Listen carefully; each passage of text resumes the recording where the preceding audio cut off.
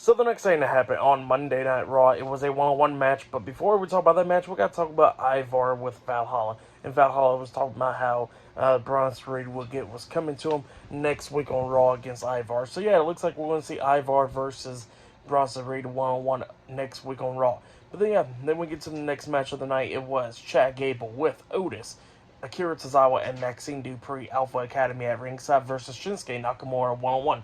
So yeah, Chad Gable versus Shinsuke Nakamura one-on-one. This match, it was a pretty good match. It was going back and forth and everything. Shinsuke exposed the top turnbuckle and all that stuff.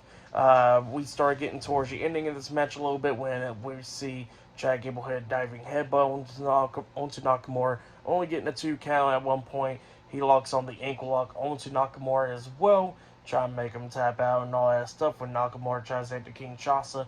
And yeah, he couldn't make him tap out, and Nakamura rolls through, breaking up the submission hold and all that stuff. And then we see Gable hitting a German suplex onto him, only getting a 2 count out of it. And then he hits like a dragon suplex onto Nakamura as well. And then he climbs up the top turnbuckle and jumps off with a moonsault, but Nakamura puts his feet up, so Gable hits his feet.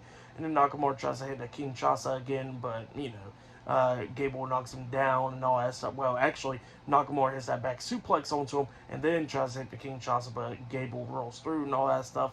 And then, Nakamura tries to push Chad Gable into the exposed turnbuckle. Gable stops in his feet on his tracks pretty much. Nakamura grabs him like a full Nelson lock, but then Gable quickly slips through, drops down, try lock on the ankle lock, but while he dropped down, Nakamura sits on him, getting the 3 count. So yeah, Shinsuke Nakamura defeated Chad Gable tonight in a one-on-one match. For that match, I'll give it 3 stars.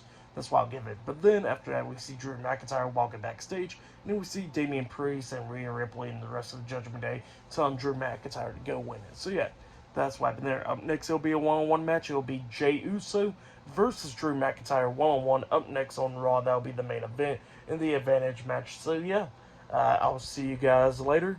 Until then.